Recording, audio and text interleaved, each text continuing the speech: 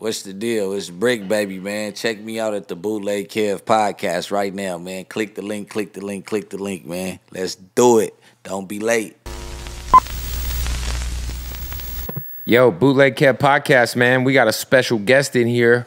Bricc, baby. Late. Don't be late. Don't be late, man. It's the boy Bricc, man. Bricc, baby. I have to say, so I wasn't following you about a year ago, and you were trying to DM me.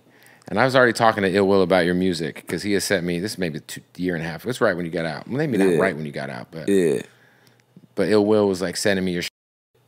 And I sent it off to Nima at Empire.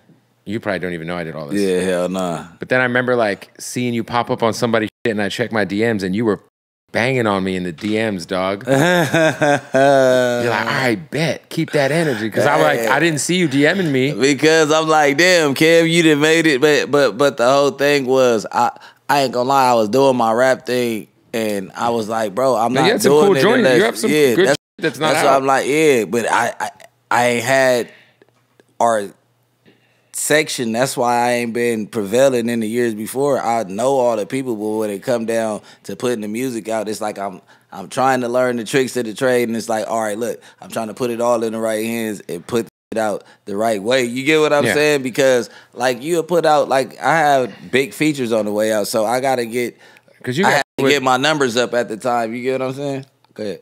I heard you have a whole project with Gunna. Yeah, I got a whole project with Gunna. But the people, all right, so Lee was supposed to... Shout out to my guy Lee, Foundation. Yeah, Foundation Media. Lee was supposed to put the money up for the project, right? But it's already recorded. It's all done and all that. And it is not even... And this is like a few years old, right? It's clear, yeah. Because you're real tight with 2 years. YSL. Yeah, the whole YSL. So, yeah, me and Gunna specifically, like, we're... closer, not closer than Thug, but like we are on the same level as how I am with Thug. Like, because Thug grew up with us basically before. When I was in Atlanta, him and Pee Wee Longway, we all grew up from 18. Well, when I was 18 on up. So I got that relationship. Whatever. I come home and he like, look, I'm a executive producer your project, your first project. Just like we gonna. Gunna said that. Yeah. He like, this how you gonna get a bag. That's what he told me. This how you gonna go get a bag. Tell him I'm an executive producer, woo woo. And he like, I got you. Da-da-da. So we do it, we record. He's only on 3 songs of the project. But he executive produced it. Yeah. And then I had Dirk on the project. I got all type of like, I might have some of these songs on my phone actually. Yeah, you do got you. It will send me hella. Yeah, you got some most of the songs, and it was like, all right, I'm dropping. Then I just dropped, and I went through a whole lot of, and people wasn't seeing it because it was off camera. Like when I dropped Not Enough, I had a whole rollout. I got distros begging me to finish, to keep dropping, right? But I went through some recently, and it just like it kind of like it was like ripping the rap up out of me, like, and then it's like I'm reaching out to rap, like my rap friends in the middle of that, trying to keep the rap going on to, you know what I mean? And it's like everybody, not even and when I mean my rap friends, not even the ones that's doing the rapping. It's like the producers is right, the background folks. Yeah, is this dude, video the engineer, me. You know what I mean? Like that. It's just like the dots ain't connected. So I just said, I'm good at. So you decided to just leave rap alone for now. For those months, I'm back. I had to clear my mind because it was like if it frustrated me anymore while I'm going through this and like. Because how long were you locked up? 3 years? 3.5. The last time, right? Yeah. Because you had the YG record. It was you, YG, AD. Yeah, and then I had just dropped with Chris Brown right after that. And then you ended up locked up. Yeah. So it was like a bad. It was terrible. Because you obviously get close with Chris Brown from that Kid Ink tour with Fetty Wap, right? Yeah. Well, no. I was cool with Chris. By the way, that tour just was it? Yeah, it was Fetty Wap. It was Fetty Wap, the Migos, Ink, Tiana Taylor. Yeah, Tiana Taylor. Yeah. I just was talking about that. Yeah, it was crazy. French Montana. French was on it. Yeah, because French was coming out with Chris. Yeah. So, I went to the show in Tampa. I was actually. That tour might have ended our friendship more than You and Chris's? Yeah. Oh, what happened? I have no idea. That's when he was like running around with like every blood in LA on tour with him. Menace and everybody was there. What was that guy's name? Kid Red? Kid Red, yeah. So I don't know what the fuck happened. Yeah, Menace was opening the tour. Yeah.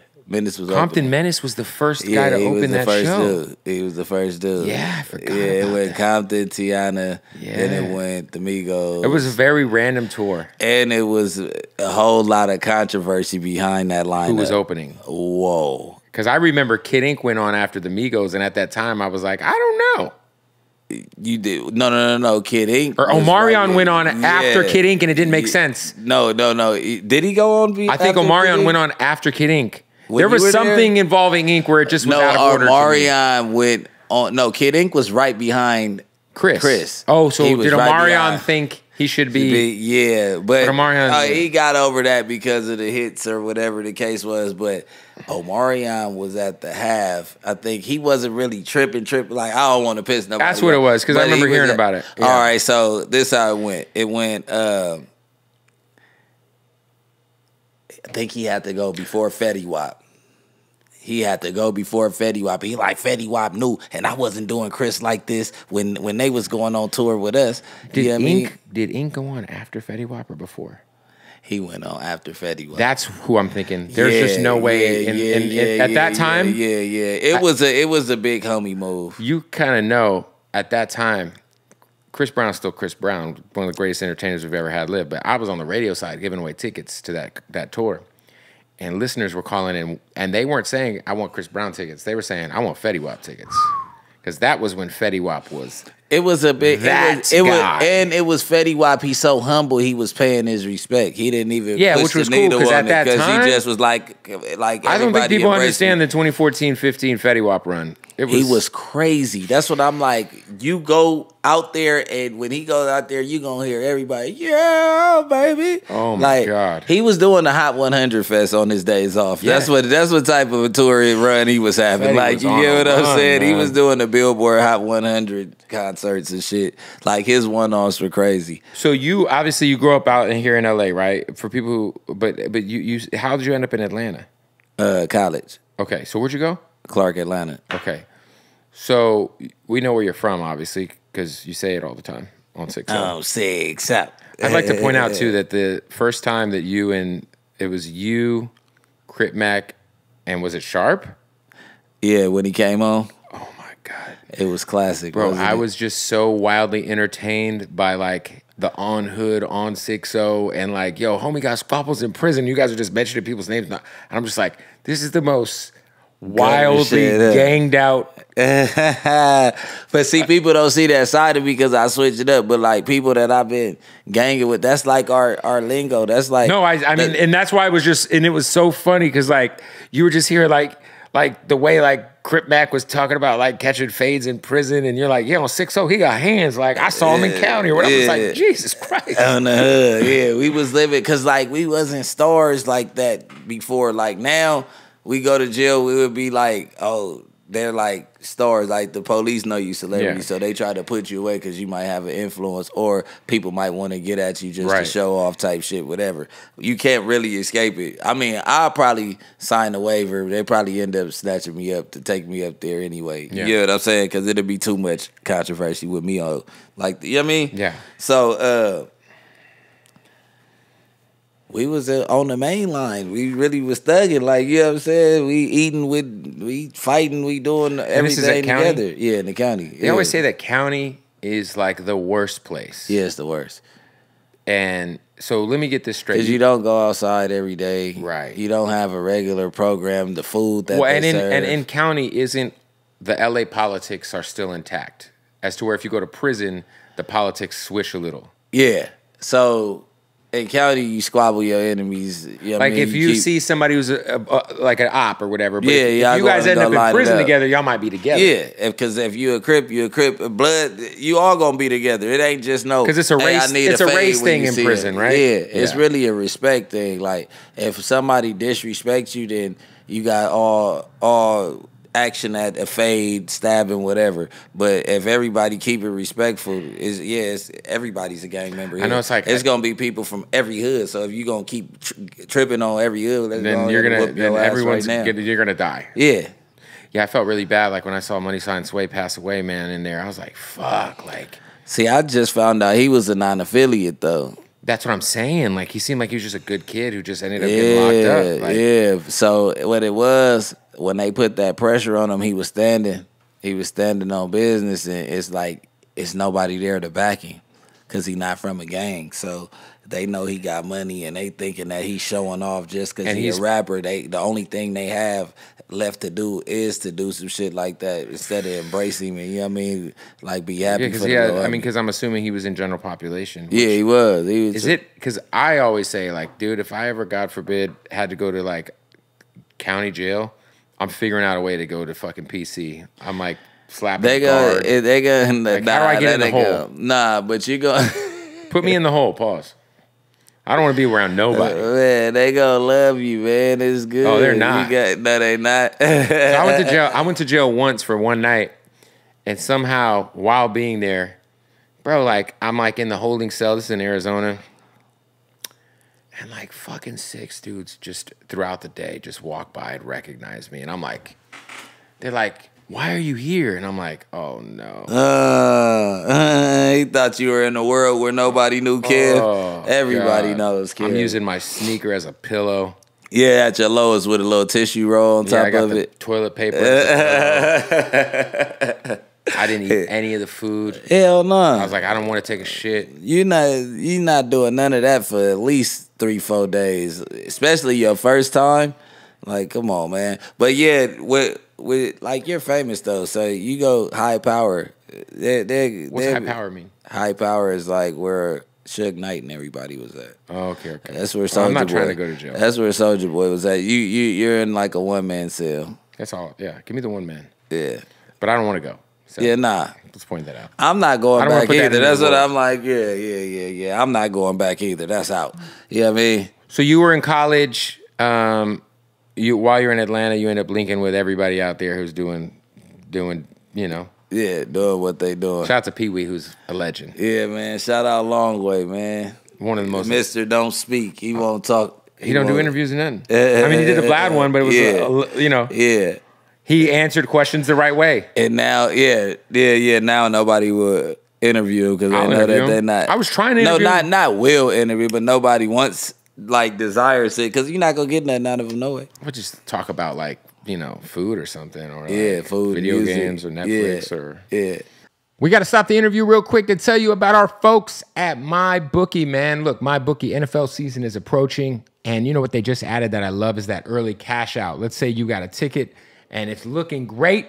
You can cash out early on that ticket, all right? I love it, all right? Plus, of course, MyBookie's got the full casino going down, and if you sign up right now, using the promo code Bootleg, they will give you that first deposit bonus up to $1,000. All right, so head over to MyBookie ASAP. Look, we got NFL coming. There's baseball you can gamble on right now.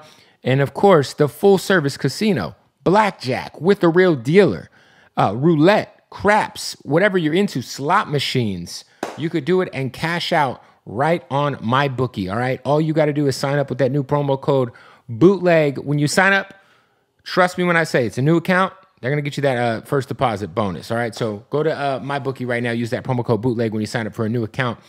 Also got to give a big shout-out to the family at King Palm, the official sponsor of the Bootleg Kid podcast. And what I love about King Palm is, of course, it's all about organic, all right? No tobacco. This is straight organic leaves. This is the only thing I smoke out of. And what I love about it is they have these terpene-infused flavor tips. And they are so good. The squeezing pops. This is the watermelon. Man, they got the dragon fruit. They got the grape. Whatever you're into, trust me, they got it. All right, they're available at your local smoke shop. You can also go to kingpalm.com and use the promo code Bootleg and save half off. So 50% off if you use that promo code Bootleg at kingpalm.com. And man, trust me, the squeeze and pop is where it's at. I've had so many people come in here and they're like, yo, you squeeze and then you get the flavor right away. All right, and of course it's tobacco free. It's a healthy smoke. So make sure you rock with King Palm at your local 7-Eleven, your local liquor store, or go get 50% off at kingpalm.com. Promo code bootleg. Let's get back to the interview. Yo, it's crazy because you were around during this era, because like I just think of like some of these guys who like in theory shouldn't be hanging out with gang members, you know? Yeah. But then like you guys move to LA and then all of a sudden they're like affiliated. As soon as. And it's like, as soon as they get here. And I don't know how much of that is like mutual or how much of it is like, well, I kind of need to have somebody around. Bow Wow jumping off the porch was crazy to me. Bow Wow, Soulja that was Boy. one of the biggest. Like Soulja Boy always wanted to be. But even like the Chris like, Brown shit. Like Chris Brown's a child star. Yeah, like he first came out when he was 16 years old. His mom was his manager. Living here for that long, like he been here since he was 18. That's what I'm saying. It's like you see something like that, and you're like, I don't understand what happened there. Like, is it these are just his friends, or did he want to get down, or and then you know? I mean, some people like always wanted to be in the streets, and then like. When we were kids, it is a such thing as being off the porch before 16, like where I'm from. Of course. Like I've been like around this shit. No, but we're talking about people who like years old. had platinum songs when they were children. Yeah, like, but at what time? When was his first platinum hit though? Like when was the first time that Run he It? took off? Run It. How Run It old was he? when he was 16. With Jewel Ellis hit. All right, so you got to think. I met Chris Brown at a dinner. You got to think 11, 12, 13, 14 when you learning how to be bad and all that shit. What are you looking up to? He in VA. They might have a blood gang in VA that he did. Then he moves to LA. I know the first time I met Chris Brown, the Bloods. I was an intern at a radio station, and we had this big label dinner in Phoenix, and his mom would not let him order soda, so he ordered. He ordered a chocolate milk. Oh wow! This was like, so he did a radio show for us, and he he was 16. No, yeah. So it's crazy. Let me tell you the lineup. So he opened. It's a nightclub show. It's probably like 1,200 people. It's a radio event. And it's a concert. The closer was Ray J, because he had one wish. Wow. The mid person was One wish. Pretty Ricky. Oh yeah. And the opener was fucking Chris Brown, bro. But see, that's what Omarion was saying. He was like, when he was getting on, we was letting him come perform. We wasn't pushing him to the back of the concert. But Omarion is like, okay, you got groceries out, and that's not even the name of the song. Right. But that people know what that is line. the name? And that line's a supposed Janae to be. line. Supposed to be, yeah. Yeah, that's what I'm like. So you had that out and you was feeling it. But he had like another song that took off somehow. Remember? What was it? He had like Ice Bar. He had some other records. No, I'm talking about right around that time. Yeah. I don't remember. Yeah, it was another one though. But at that time, Kid Ink's got like going back to back with the motherfuckers. Just hits. Yeah, he was crazy. going back to back with them for a second. I was gonna say like, so you end up in Atlanta. Where do you end up? How did college end? How many years did you end up doing? And did you what did your college journey end like pretty early or? Wait, say it one more time. Your college journey, like where did it end at? Like how many years in? Super early. It ended finals week. First finals week of second semester. So you got through second. That's where mine was. Yeah. Actually, I finished the first semester, and I don't think I ever went again. Yeah, so it was finals week, second semester. I got caught with the pack. Oh. Yeah, I got caught with the pack on campus. I'm sure at that time, you're probably bringing the LA shit over. Running it up. We going crazy. What? It was going crazy, man. Yeah, nah. Shout out the girl who told on me. Oh, so you got snitched on it. Because I didn't get caught with the pack. Do you think if that would have happened, you would have finished college? Definitely. I probably would have. Nah. Yeah, I would have finished college. You could have had a different life. Nah, because I was just thinking, like, what else I had going on. Because I wanted to say something else, but it was like, right then, all the people I was rotating with, because when I got to college, I found out it was a gang of just niggas selling drugs and going to class. Like, if you could go to class and keep this and up make money on campus, because it was like a black school. Like, white school is still going on. People still serving. People cocaine. still, yeah, you get what I'm saying? Yeah. But this, And Adderall. You can have, if you're an Adderall dealer in fucking college, you're running it up. You're going crazy. Yeah. Back then, too, like, that was the first time I ever heard of Adderalls when I got to college. Yeah, because people will take that shit to study. To study and all that shit. I'm like, what the fuck? They like, it's the study pill. Take one. I'm like, real. They make you seem like it's no meth in there. That's crazy. What were your aspirations in terms of like what you were trying to like study or major in? Criminal justice. Oh wow. So yeah, I was a criminal justice major. I hadn't really figured it out. I wanted to be a lawyer, but I knew I wasn't gonna want to do that much schooling. You get what I'm saying? I probably was gonna end up doing like real estate and all that shit with my mom. Paralegal but or something? But I was going, because they was like, you could be a probation officer, you could be this, you could do this. Can you imagine if like, you would have ended up a probation officer? Yeah, I'm fresh out juvenile hall. I'm like, they're not finna accept me as no type of officer. They probably wouldn't, yeah. Then I'm like, I don't want to be a lawyer. Yeah. Because I was just lazy at that point. Yeah, I was playing basketball still, like going through the fact that I'm 5'8" and I'm not going to the league, so fuck basketball. Yeah, the chances of you being Isaiah Thomas are very... Yeah, you get what I'm saying? I'm like, man, that's over with. Did you play at your school? At Clark? Yeah. I had walked on. Because I had just transferred back from a basketball prep school in Mississippi to my high school in California. So you were in the South. Yeah. No, they made me go, hold on, because my PR is supposed to be pulling up my back. Can I get it out? Yeah, we got it out. Do your thing. Yo. What's the kind of cigarette is it? It's a Camel non-filter. But if they don't got them, just come on. It's called Camel non-filter. It's the small pack. It's brown, right? Small brown pack. Yeah, it's the soft pack. It say Turkish blend on it because it don't say non-filtered on there. It say Camel's Turkish blend. Okay. All right. But you can't call me back, bro. I'm going to just put it on. Look at the fucking thumbnail. Already got it ready to go? Oh, yeah. All right. What were we talking about? Hold on real quick. College. No, we were talking about. So you say you were playing basketball in Mississippi. Oh yeah, and transferred. Yes. Back to Cali. Okay. So I transferred back to my school in California, and they ruled me ineligible as a legal transfer from Mississippi because they was like, it was a scouting thing going on with Amir Johnson, Gabriel Pruitt, Aaron Afalo. Like everybody had went to like different schools, and they was. Because they all was at Centennial, and then they ended up going to Westchester, and they was going to different schools. So the CIF had put like a ban on us, like transferring schools. You had to sit out a year like you was in college once you transferred. So I transferred back to the school that I came from before I was having behavioral problems. So they sent me off. So they sent I you kept back going home. to jail and doing shit like that. Yeah. In Mississippi? No. In Cali? I was in So in LA. Cali, they forced you to leave? Yeah. No, my mom like, shit, you go out here, I'm gonna make sure you get a car when you come back. Like, you know what I'm saying? She kind of bribed me. She kind of was like, go out to Mississippi, play basketball, get you out of the mix, try to help.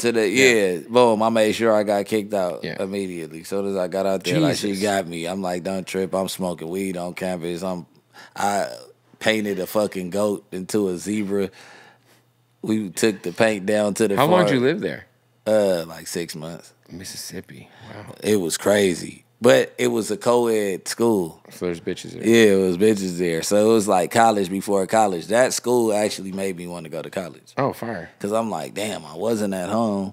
I'm like, and it was bitches. I'm like, I got to go to school anyway. Right. I'm like, fuck, I should have. But then I'm like, I ain't in L.A. You get what I'm saying? Like, if this school could exist in L.A. somewhere, I'd be at school. Yeah, it'd be lit. I just need to get back to my people. Like, you know what I'm saying? Especially when I was in high school, everybody having fun. I'm calling in. It's like, oh, fuck. Hell yeah. So, I transferred there.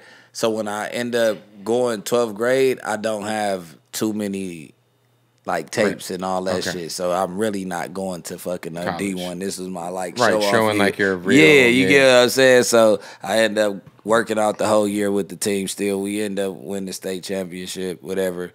And I fucking go to Clark because that's the only school that I applied for.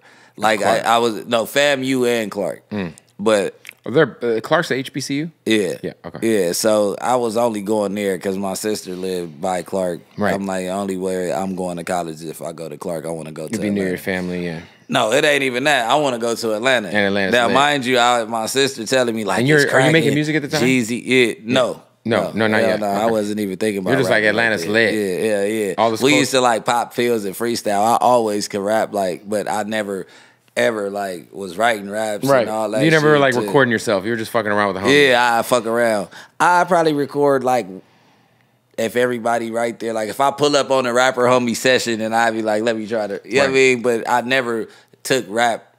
Like it was just something like, you know what I mean? Like I never accumulated CDs or nothing like that. Boom. So move on. I get kicked out from right there. From Clark. Yeah. When I get kicked out, but mind you, I already know Big Meech and all that. When I got there, not big. I keep saying Big Meech. I knew Big Meech, but I knew the BMFs. As soon as I got there, I was with BMFs. You get what I'm saying? Yeah. So we was moving around. This before Meech got locked up. Yeah, for sure. And we was moving around, rotating. So my name was already like, oh, that's little dude that be with them. So after I got kicked out of college, I'm just outside now. Yeah. And I'm like, I'm not going back to LA. It's too much money out here. Yeah. And Pee Wee ended up getting out of prison. And then I'm like, I mean, that's like my brother-in-law. So wait, Pee Wee's your brother-in-law? yeah, so his brother was fucking with my sister. That lives in Atlanta. Yeah. So you already had like so like then, are they still together? Nah. Okay. They broke up. They was together for like years. Yeah. Like, you know what I mean? That shit just So you were like Pee Wee was like family kind of. Yeah. So it's like, nigga, all right, boom. What we gonna do? He came home from jail. He just like me. We like fuck it. You know what I mean? And we start fucking around, rapping, doing what we was doing. That's you crazy. Know what I mean? That's how it started. Because was Pee Wee like I think I kind of started to hear about Pee Wee in like this was like 08. I was gonna say like you maybe didn't hear about 2012, 13. So like that was super that was early. the Gucci when the MPA 1017 shit. Yeah. Yeah. I Pee Wee's dope, man. I feel like he doesn't get enough love or props when it comes to like Pee Wee ain't as social as he supposed to be, man. Him and Scooter, I feel like are just fucking. They're like for whatever reason just street legends. They can't snap out of the street legend. Yeah, Pee Wee's dope, man. But yeah. So you end up working with Pee Wee. How does this? Because I met you through Kid Ink. So how do you become? Because were you like Bat Gang essentially? Yeah. So how do you end up working with Ink? Because you were like his shadow. My cousin. So you guys are related. So you and Ink are related. I didn't know that. I just I see her related. Oh, okay. I see as my real cousin. His wife. Yeah. Yeah, shout out to his wife. By the way, I'm so happy that we have a hip-hop couple that's fucking locked in. Still together. They've been together since high school. That shit is like, that ain't going nowhere for sure. Oh, my God. They are locked in. Okay, yeah, I didn't know that you were related to his wife, who's a sweetheart. Shout out to her. She's amazing. Yeah.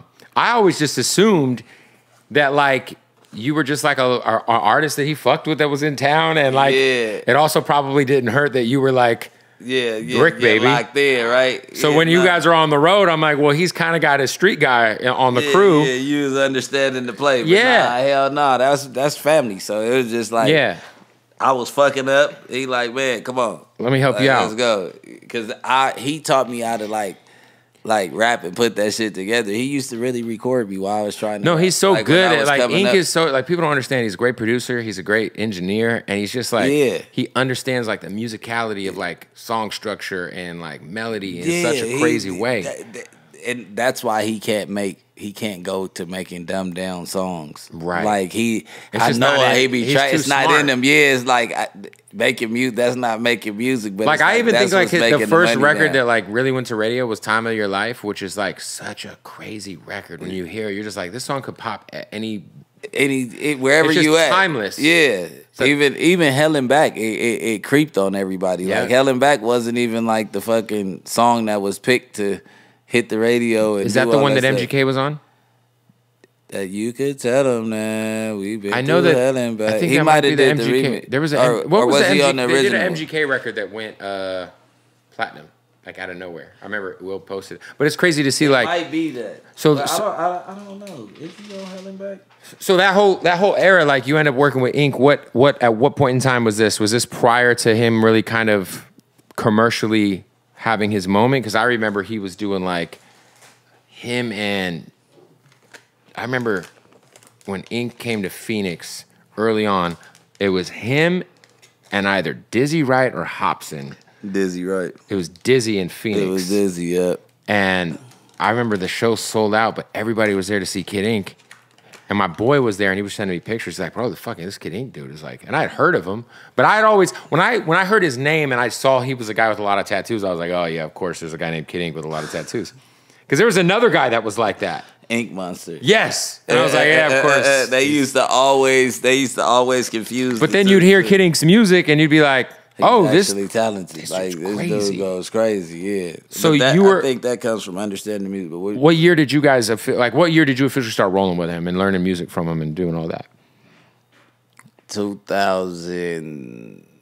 After I got shot in the neck, for sure. Well, right before I got shot in the neck, like 2009. Oh, so early. Yeah. Early. But I've been. That was what you said when I started doing the music. But I've been supporting him since like 2008.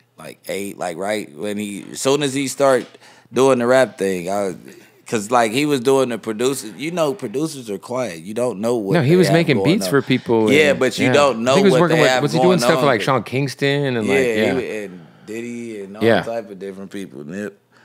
Okay, so we're talking about Kid Ink. Obviously, would you say Ink was kind of like your real introduction into like that was my big break into the industry. I mean, you get to see the world, right? Well, maybe not the world. Yeah, no, the world. Well, not Canada though. Well, I can't go to Canada. I was gonna say that's the only place you can't see is Canada, right? Australia, can't go to Australia. But you were able to go to Europe. You were able to go to some of those like crazy European tours. I was on tour with, remember B&V? Yeah. We're opening for one of those tours. Yeah. Over there. Yeah. But I went multiple times. Like I've been overseas so many times with him. It was unreal. I was starting to feel like I wasn't from America anymore for a second. That shit's crazy. Because we were out there 90 days at a time. I felt like once a year he'd go on one of those runs where it'd be like, for sure. He'd go run the bag up right before Christmas. Did you ever do Dubai with him? I never did Dubai with him. Okay. Never did Dubai with him because once Dubai started coming around, I started having like legal issues to where I couldn't travel at all. What ended up being the reason why you had to go sit down for 3.5 years? So we was still at Jackets, man. Nah, I'm just playing. I might as well just say it because every time I try to fucking explain myself, it sounds terrible that I was even with a dude that was still some jackets. Like, but what happened? I went to the vape store. I had an altercation with somebody at the vape store on Fairfax. On Fairfax, but it was like about something else. It was the manager had did something to one of my people outside of the workplace. I told him to come outside. We chopping it up. It gets heated. The dude that I'm with sneaks off into the store while everybody's fucking not paying attention. Right. He goes into the fucking storage room and steals like 8 vape jackets. It comes running out and knocks over a fucking ladder. So it alerts everybody. And then they start fighting him and shit and all that. And like, I'm breaking up the fight. I'm telling him, what the fuck are you doing stealing? Like, you know what I'm saying? Like, but there's no audio on the camera. I'm like yelling at him on the camera the whole time. Yeah. They get off of him, whatever the case is, and he ends up leaving with me. So they say that I'm a part of the crime because I left with him. But I really was. Did he like own up and be like, no, it was on me? No. Oh. He did some whole shit. And he told on like, he got like 3-4 dudes' life over that shit too. Not over that robbery, like him fighting that case and trying to get himself out of it. He told on some murders. Jesus, that's crazy. That shit's crazy, bro. That shit's crazy. It's like one of my day one niggas. I didn't even know you had that in you, my boy. It's crazy as he go. Like, it's such a weird moment to like get caught on camera. It's just it's like a flash in a pan incident where you're like, this shit is not like a normal. Dub caught a case over that shit. That was my Cry Me, Desto Dub. Yeah, Desto's my boy. That's Yeah. my co-defendant. Wow. Because he picked up a jacket off the ground. Because the jackets flew everywhere. It was everybody. So he grabbed the jacket. But they got his license plate number when he grabbed the jacket. So they were just like, I don't know. Because of the fight and the damages that were done to the employees that ran up. Like, I feel like we should have filed a lawsuit on them. Because, like. I mean, in LA, it could have worked. Yeah, because, like. Are you allowed to chase somebody out the store and fight them over the inventory? I know it says in the rule book. You guys probably give it up. You guys no probably call the police. Could have sued him, which is crazy, but you could. Yeah, that's what I'm saying. Like I know the law, but I was in jail, so there was no way I could. You know what I mean? Because it's like, bro, that can't be in you guys' handbook to chase people. Yeah, loss prevention handbook, because it's like let them go and call the police. You're not supposed to do anything physical. To recover it. You know what I mean? So it is what it is. And they wanted me to tell on these same murders. You get what I'm saying? So they trying that to your hold boy me. did. Yeah, that my boy was telling on. He was telling on some murders. So they kept like, oh, your co-defendant told us that you know something. Man, I don't know nothing. Yeah. I don't, you know what I mean? Like, so that's why it was prolonged and COVID came around, made my case stretch even longer. Like, you know what I'm saying? And I ended up getting out with time served. But they charged us with robbery. Jesus. So were you incarcerated? Were you incarcerated when Nip passed? What was that environment like? Like how was that received in jail? Like what was the mood like in there? Because man, I was on the radio the day it was the Sunday he passed, and I had a really good relationship with Nip, you know, and I couldn't even tell you, man. I've never experienced anything like being in LA. It's Nip Day today. It's his birthday. Yeah. So it's Nip Day today. But I've never experienced, like Kobe died, and listen, man, I shed a tear for Kobe too. Yeah. But it was not like when Nip died. That shit with Kobe fucked me up too. But when Nip passed, you could like, bro, I've never seen like a city heartbroken like that. The jail, like I said, I never seen niggas that's supposed to hate the hood. They crying. The enemy's crying. They like, man, that shit fucked up. Then when they find out that didn't no enemy do it to him too, he like, damn, that's like everybody fuck with Nip. Everybody listen to him, no matter if they try to act hard like fuck Nip, woo, woo. At the end of the day, everybody fuck with Nipsey. You know what I mean? Like, and it showed, like, the Southsiders for sure. You know, they love Nipsey. Yeah. You know what I mean? They was fucked up about it. Everybody was fucked up. Like, it was crazy because I'm like, because Op told me, he like, hey, bro, call in to see. They say Nip just got killed on Crenshaw Saucer. I'm like, man, stop playing with me. He like, but this is my boy though. I'm like, why is you playing with my homeboy? He like, no, I'm serious. And then you could see like a tear trickling down. I'm like, what the fuck? I get to the phone. I'm like, hey. They like, yeah. I'm like, man, what the fuck? I'm like, who? They like, call right back. We about to tell you what happened. We gonna tell you who it was. I call back, and they tell me, like, they figure out how to tell me. When they tell me, I'm like, what the fuck is going on out there? Like, how the fuck where did he even come from? How did they get into it? Like, you know what I'm saying? Like, that shit was crazy, bro. Did you know Eric Holder at all? Did you have any sort of, like... What you used to call me, you didn't always call me Bricc Baby, right? Shitty, yeah. So I remember having that conversation with Ill Will. Like, this guy's got to change his name because he's never. I can't say his name on the radio. You're the one that made me change my name. You don't know that because it was shit. Was it Shit Baby or Shitty Baby? It was Bricc Baby Shitro. Shitro. That's what it was. Yeah. I just remember being like, bro, I can't say his name on the radio. I can't play his music. But you know, my street name is Shitty. Okay. Yeah. So you knew Eric. Yeah, I'm Lil Shitty. That's Baby Shitty. So you knew him pretty well. Yeah. Damn. Yeah. Hell yeah. That shit's crazy. Yeah, I know him. So when you found out it was him, it fucked me up. It was like, God damn, like what the fuck is going on? Like, you know what I mean? It was like that shit just was like, what the fuck? Like, it took me from crying to like no tears because it's like, what the fuck did this like? What the fuck going on out there? Like, you know what I mean? I can't ask nobody. Everybody that's in here been in jail. You know what I mean? I can't ask nobody what's going on, what's the backstory or nothing. So I just know this and I know that. That shit's crazy, man. Do you think it was like some shit that... Because I feel like it came off like he was obviously... I don't know if it was like... It just came off like some heartless shit or some shit that like maybe like a crackhead or a dope fiend type thing would do. Like you hear so many different things. He was definitely off drugs though. Yeah. He was definitely off like meth and all type of other like, you know what I mean, whatever, you know? Yeah. Once you living like that, whatever come across your plate.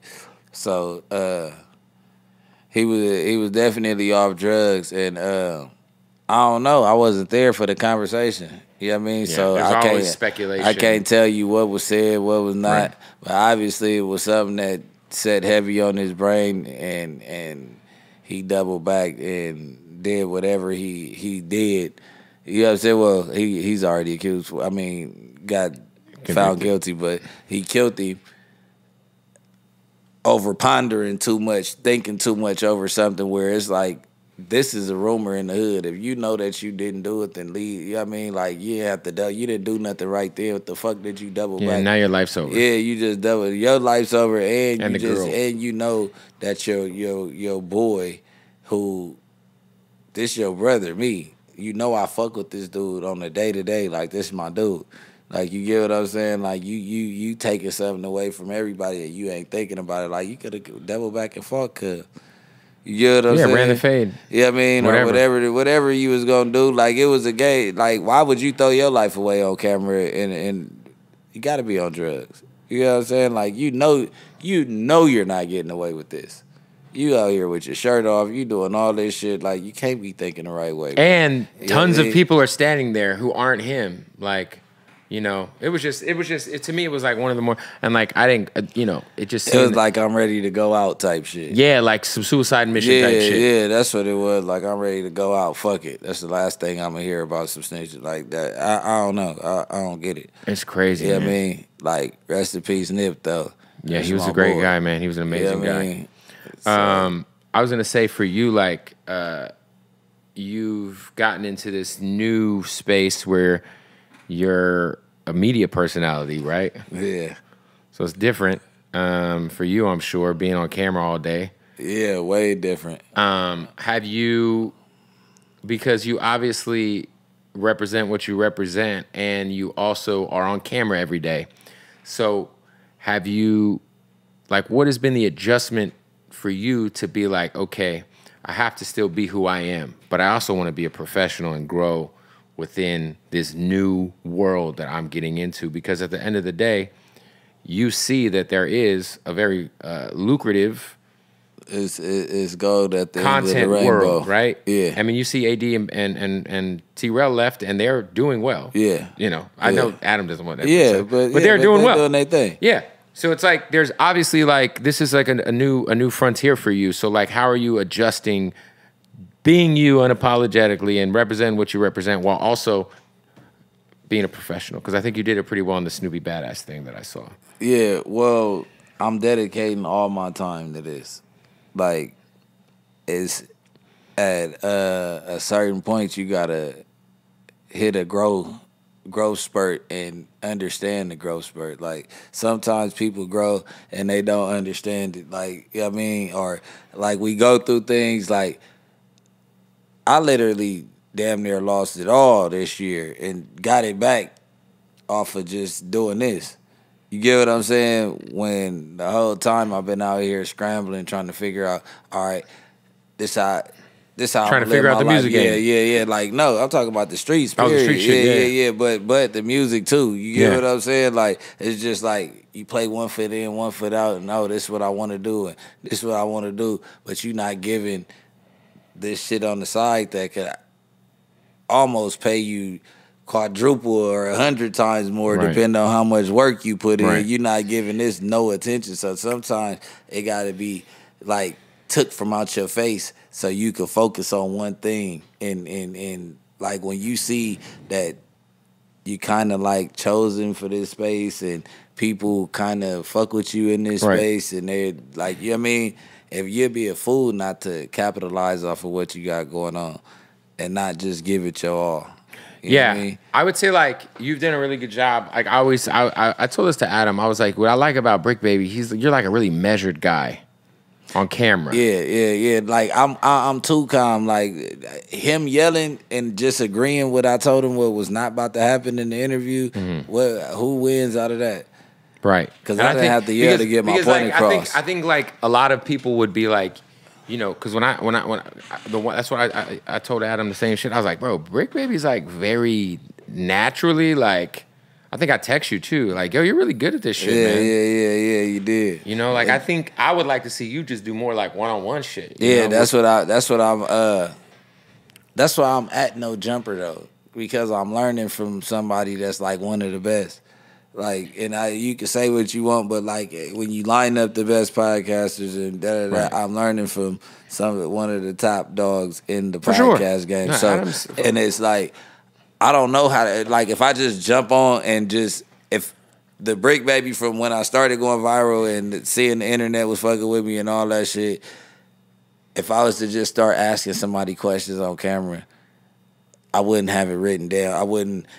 I would just be having the conversation, and I wouldn't know which way to swing shit and you get what I'm saying? I think you just got to learn it's just like a combo. It's like anything. It's a combo, but what type of combo? Because I could have any type of different me and Crip Mac combo with you too, which is hilarious. You get what I'm saying? Yes. So it's like for me, it takes me to separate and learn how to articulate, just be on one type of time. You know what I'm saying? So once I get myself together, there's nothing you can tell me. Like, we sitting right here. Had you want to do anything else, I don't even got to yell. We don't got to yell. We just get to it. There ain't no point to doing all the barking. Right. Like, it ain't no point of that. And I also think, like, it's important to understand, like, hey, man, we're grown now. Like, we already, like, if you've sat down, you've done everything you need to do, at what point in time what do you have to prove to anybody? Like, I'd rather, you know, look. They're going to test you. They're going to test you as a black in the streets or just saying you from the streets. They're going to test you to the day you die. 100%. For the blacks. Like, other people, I grow up not like that, but motherfucker understands, like, we're grown. That kid shit it's interesting because it's almost like people more. get angry at you if you mature past the obvious immaturity that comes with the gang street culture. Shit, right? The street shit, if you think about it, is extremely, it's like an immature lifestyle, right? You're supposed to be extremely reactive to things that normal people wouldn't be reactive to.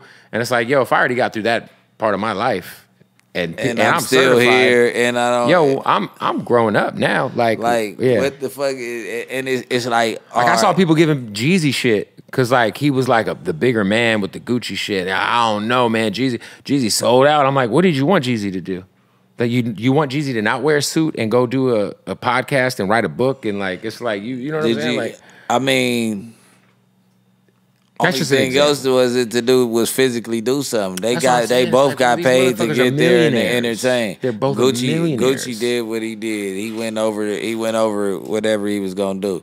But at the end of the day, what Cub supposed to fight the nigga for the world right there? And Gucci, I think Gucci's come out and it. said he kind of regretted how he handled that. Yeah.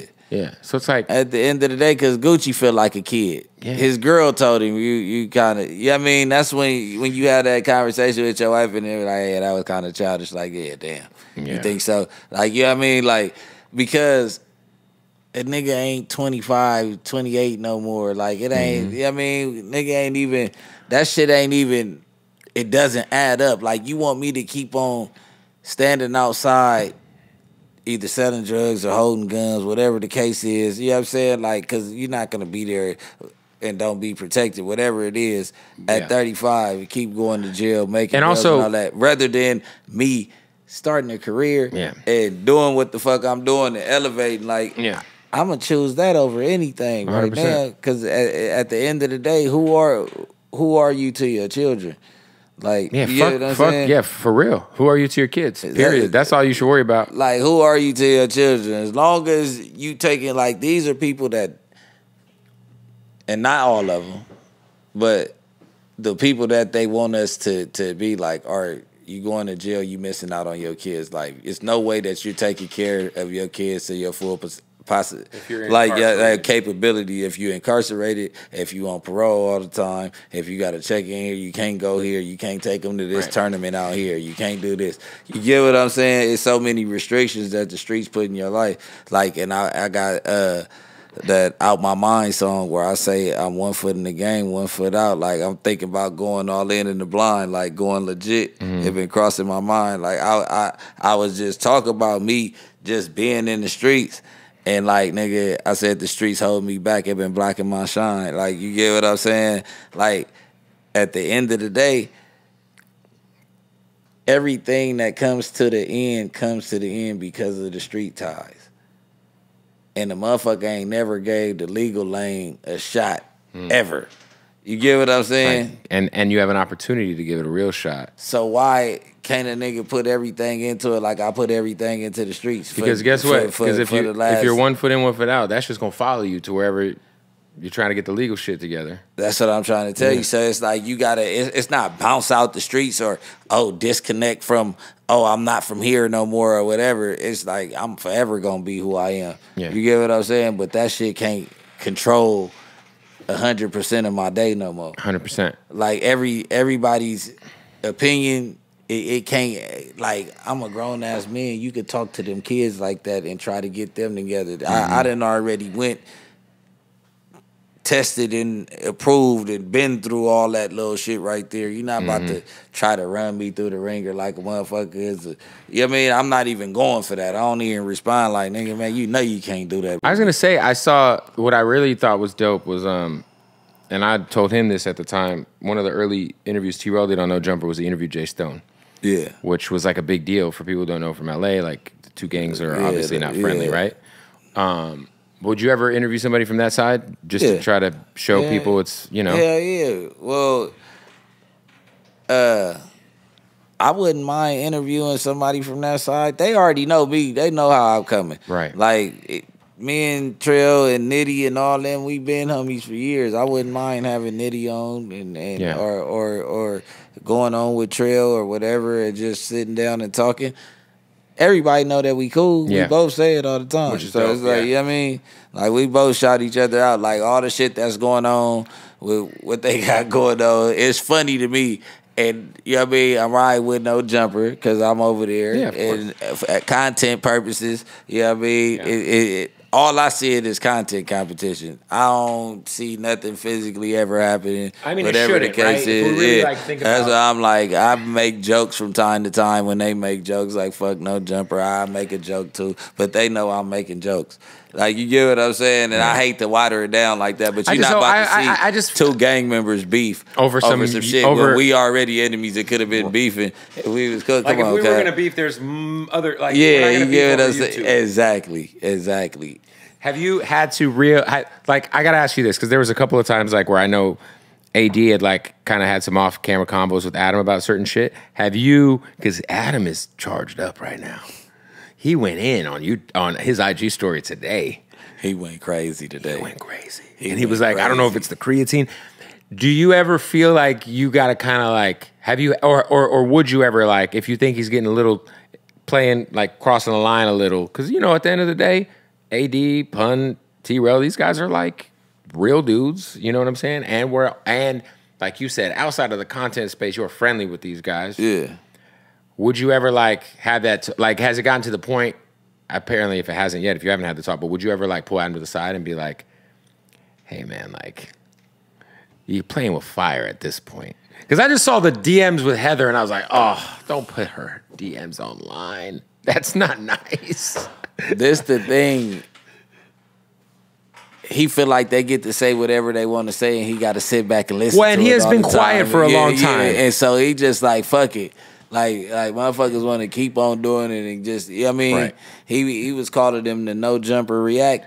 I saw the No Jumper reaction page. Well, you're right. I do feel like for a very long time he kind of like was not acknowledging it. Yeah, so if he gets something off his chest, it's like, fuck it. Like, what we gonna do here? Like, you know what I mean? Like, because he feels like the people who are doing this for content purposes or whatever they doing it are the people that really walked away, right? And they really didn't get fired. You get what I'm saying? Like it was a whole lot behind what really went on. So he like, all right, y'all play victim enough, but now every day, like. You know what I'm saying? Because I'm not telling my side of the story. Now he's telling his side of the story. He's going wild. He's going up. He's going up. He's going up. What you call it? Hang out with your wang out. That's what he's doing right now.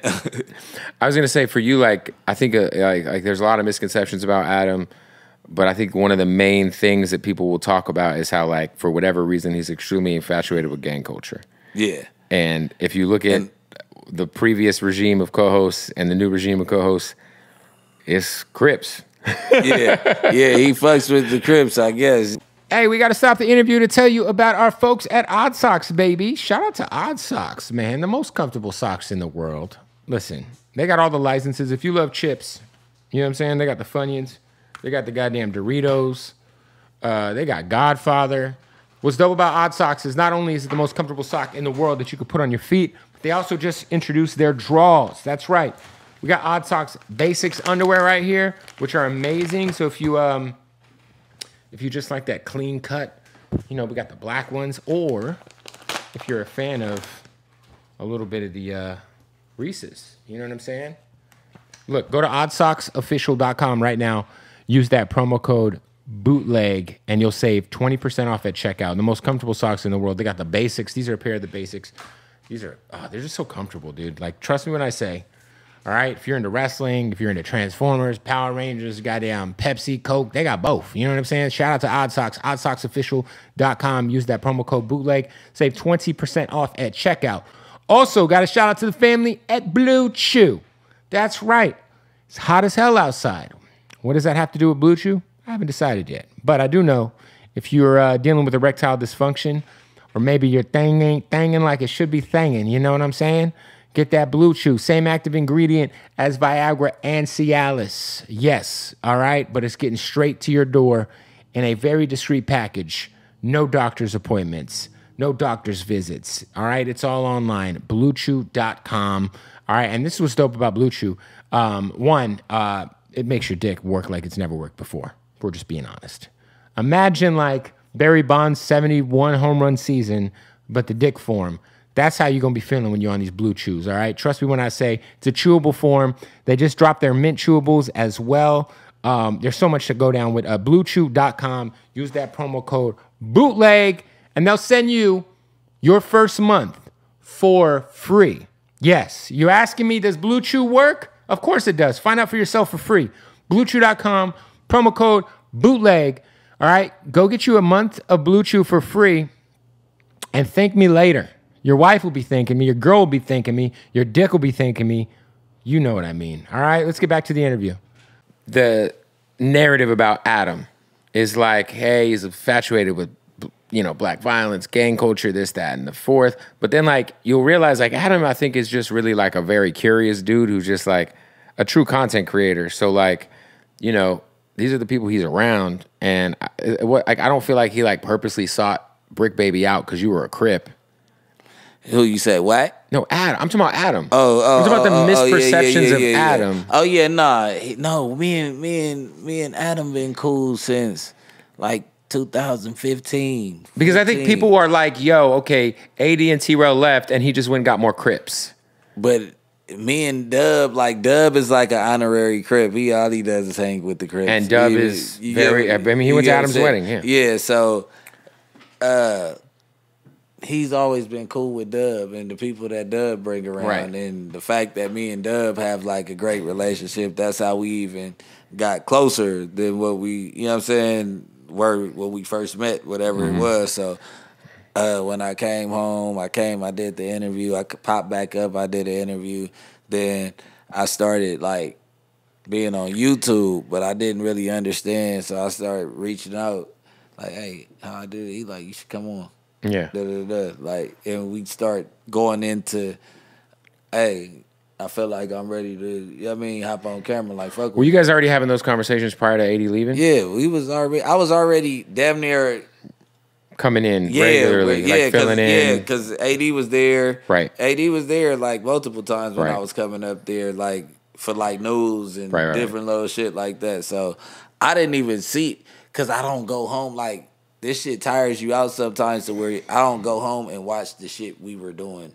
Yeah, because like, I give for it a what I couple lived days it, yeah. and then I go back and go Right. watch it. You get what I'm saying? So even if like I just seen AD and Adam, so when I was seeing the headlines and all that shit, like somebody leaving or whatever, I'm like, yeah. I don't really want to get into the shit that's going on up Right. there. You know what I mean? The mess, because it's like gossip. You get what I'm saying? Because if it's not coming to my phone directly, I'm not really. So I'm like, I wasn't paying no attention to it. Then when it start being everywhere, I'm like, oh, wait, that ain't no clickbait type shit. You get what I'm saying? Like, that's how slow I am when I'm first coming in. I'm like, I don't know. I'm thinking they trying to get the numbers up or something. So now I'm seeing, oh, it's Lush and this, that. And I'm like, oh. It's going down in this motherfucker. Like I'm texting Gina trying to stand her ground, and then she go. That was a extremely wild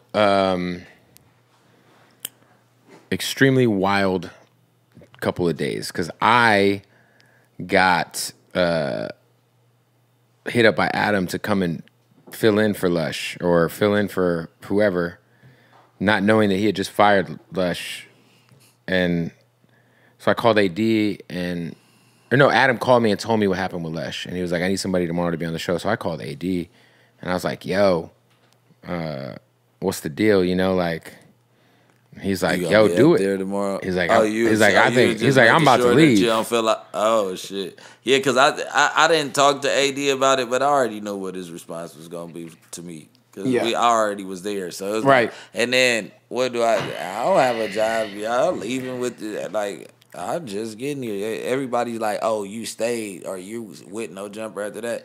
So who was offering me a spot where they at? Who did I leave from? Where did I stay at? Yeah, like, you were already. I'm not a part of that crew. Right. You get what I'm saying? That makes sense.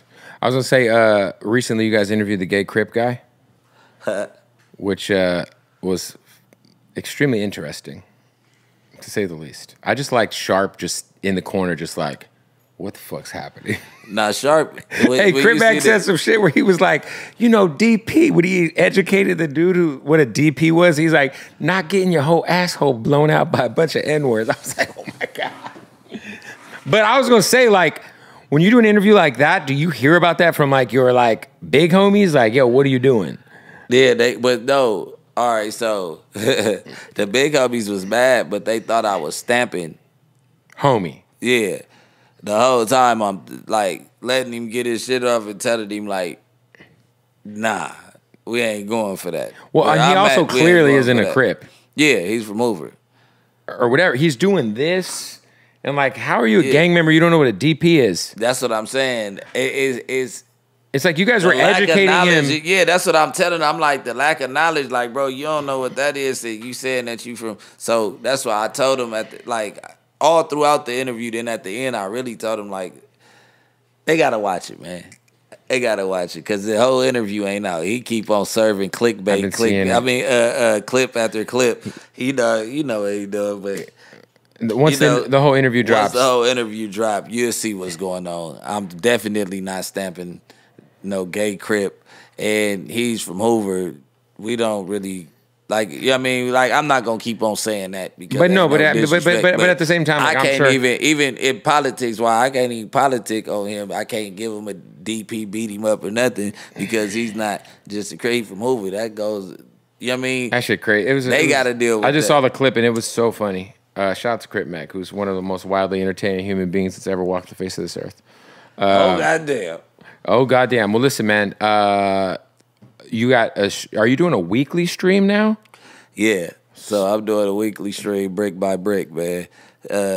This week we doing jail videos. Okay. So we you already know. We going into Chirac Rare. We going into all type of shit. So what's the go-to spread for you? If you had to make a spread right now out of jail, what are you putting in the spread? Noodles or no noodles? Noodles. With noodles? All right, so I'm going Thai noodle with, I go 2 packs of Thai noodles with a pack of chicken noodles, right? Mm-hmm. Bust them in half so they still get stringy. 2 packs of squeezed cheese, a half of jalapeno squeeze cheese, like a damn type of bar is that? A pepper jack cheese bar. Half of that melted down with the cheese puffs. You got to put the cheese puffs in the cheese too. Okay. And some people put cheeses. I don't fuck with the cheeses in there. Boom. So you got to shake that up. Make the sauce. That's cut up the chicken. Warm it up. You know what I'm saying? Season the chicken. Put the little bit of the Thai sauce in there. Put it all together. That's the Alfredo and Jill, man. Ooh. Chicken Alfredo. That sounds You know what I'm fire. saying? I could do it with the mackerel too. You know what I'm saying? I love do it. with the fish sometimes. So weekly stream, you're obviously on No Jumper. How many times a week now? 2 or 3, sometimes more? Man, it's been going up. It's been going up, Yeah, right? So I'm there. I'm in there. Yo, how do you feel about the Gunna situation since you have an EP with him? That shit. Because he's obviously your boy. That's what I'm saying. That's my boy. And he's going up right now. Fuck You Mean is everywhere. So the whole shit is this, right? Like I said, till him and Slime get over their differences, because I known Jeff longer. You know what I mean? I stand where I stand, and I fuck with him. That's my bro. But like dropping music and all that, they would have to definitely come to something to where it don't look like I'm choosing sides with somebody that did my little bro wrong, and I known him for longer. You get what I'm saying? But he ain't. We don't even know how he feels did about so, it. but this is my boy still, and that's why I'm telling everybody, because the shit that he did for me when I needed him. You talking about Gunna? Yeah, Gunna. The stuff that he did for me when I needed him, and yeah, I mean, it's shit that motherfuckers I grew up with wouldn't have done. They never did. So it's like, and it's not even. It's the small shit I'm talking about, not the obvious. Like, of course, he was up when I came home. But, like, just the small shit, even from checking in when I first left to, you know what I mean? Just little shit that, you know what I mean? So, a motherfucker always is here for you for advice, and we can always go, because it's just like your cousin that told, like, we can't even go out and do all that, no street shit, you know what I mean? But, like, as far as, and I don't, like, taking a plea ain't telling. Right. First and foremost. So it's not telling. He copped out. I actually think a lot of it is like the outrage should be like if they're, because he's just doing what like everyone else did, right? Yeah, but they don't give a fuck. Everybody else. It's is the a star. narrative, Yeah. bro. It's the narrative. Look, and we don't know how Young Thug feels about but it. even Slime Life Shawty, his career has been over with since then too. Because if you think about, Gunna came back. But we don't know how Thug feels about any of this. I mean, at the end of the day, the bigger Gunna is, the better it is. He's still YSL on the label. So, but listen to what I'm trying to tell you, right? He didn't tell. He took a plea. The shit that he said yes to was obvious. YSL being a street gang. Everybody in the city know that, whatever. But the only way that was cool was if everybody was in agreement of you taking your deal at that time. Because if everybody could have got that deal, and even Thug, 1 year time served, the rest probation, 10-year probation, I feel like everybody would have just copped in, like, all right, well, I'm offering everybody on this deal this, and y'all do this, and y'all gonna be on probation for 10 years. I feel like the whole case would have took that yeah, you're plea. probably right. You get what I'm saying? Yeah. But you can't do that and then have some people still going to trial, and that's exactly And you're what they're out. fighting against. And the perception of that is bad. Yeah, it's like you got to kind of stay down with them. And in L.A., like, you get a violation for that. Like, you damn near not from the hood no more, but Jeez. you get what I'm saying? Like, so it's just different. Like, but if he don't have to sit on the stand and all that, they take all that into consideration too, that it was just a plea deal. What he's trying to get across to everybody else, like, it's just a plea deal. That guy just took a But plea. you copped out on some shit that we fighting against though. So it's like it's shit different.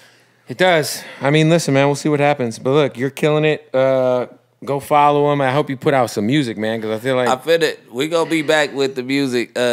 We gonna do something. I told him I was gonna freestyle today, but I'm hungry to the motherfucker. Yeah, me My too. brain is drained. So we definitely gonna get back together. We Let's do it. we family. Of This course, shit man. ain't nothing, bro. My guy, Bricc Baby. I appreciate you, It's brother. love.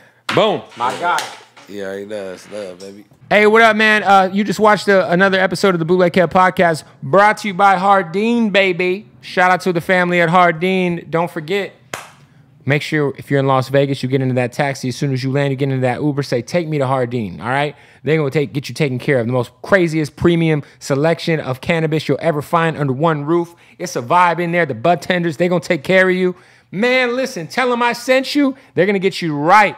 Shout out to the family at Hardin in Las Vegas, the #1 dispensary in the world, all right? And we are so proud to be partners with them. So shout out to Hardin. Go follow them online, Hardin_Las Vegas, and check out their website, HardinLasVegas.com. Get you some swag. You know, you can't buy this, but, you know, yeah, shout out to Hardin.